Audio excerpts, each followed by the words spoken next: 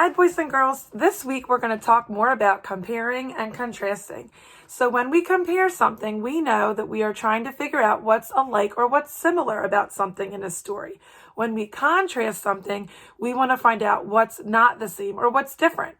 And when we do this, we become better readers because it helps us better comprehend the story. Okay? Let's look at this picture again that I know we have talked about before. It'll just help you review how to compare and how to contrast. So if you look at the picture here of the little boy, you're going to notice two bicycles. And let's talk first about how they're similar, how they're alike. We're going to compare them, okay? Compare them. What do you notice right away? That they're both bicycles, right? They're both the same means of transportation. Okay, how else are they similar?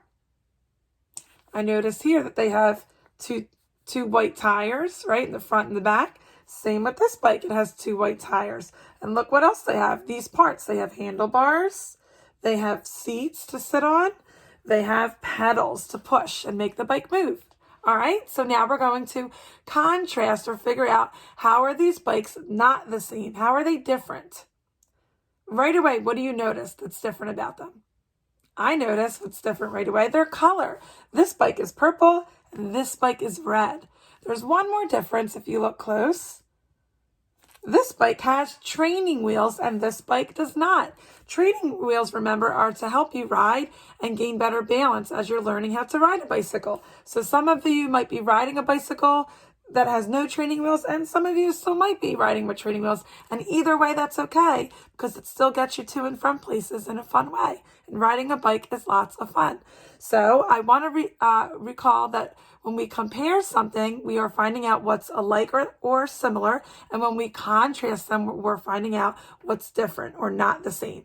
Our story read aloud today is called A House for Freckles. And as I read the story, I want you to try to think about some different ways that their houses are the same or similar and how they're different. And that'll help you compare and contrast. Okay, it's called A House for Freckles. Marie and her dad are building a doghouse for Freckles. Marie wants the doghouse to look like their big house.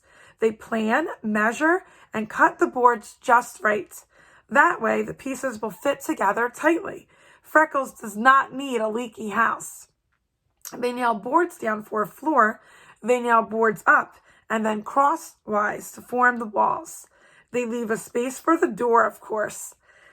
Dad says Freckles does not need windows. A dog will not need pipes or wires either.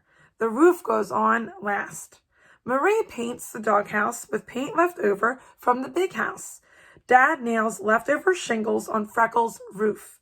Home at last, Freckles. How do you like it? Okay, so let's draw a conclusion here. What kind of house are Marie and her dad building together?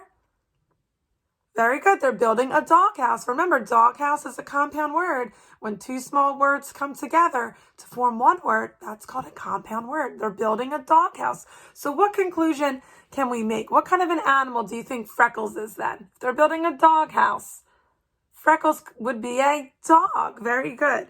All right, let's also talk about the word leaky. This was an adjective to describe how they didn't want to make Freckles' house. They said that Freckles does not need a leaky house. What do you guys think that means, leaky? You might have heard this adjective before to describe a leaky faucet, or there might be a leaky pipe in your house.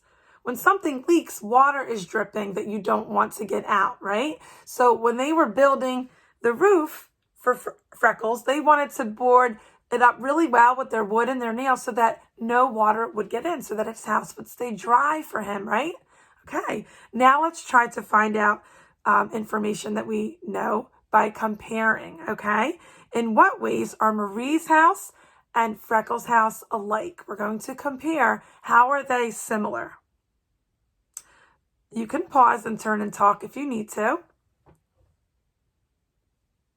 They both have the same style and color of houses, and they also both have walls, doors, and roofs, okay? Those are the things that are similar about their houses. Remember, that's how we're comparing them, okay? Now we're going to contrast their houses. How are Marie's house and Freckles' house different or not the same? We're contrasting. Okay, good. You guys are recalling lots of information. Marie's house is bigger than her dog Freckles' house. And what else did Marie's house have that Freckles' house did not need? Very good, guys. You know that Marie's house needed pipes and wires and windows, and Freckles' doghouse did not have these items. He did not need pipes, he did not need wires, and he did not need windows in his house. Very good, guys. As you read stories this week, continue to compare and contrast to find out what's similar or what's different in a story, because that's what's going to help you build your comprehension skills and become better readers. Great job.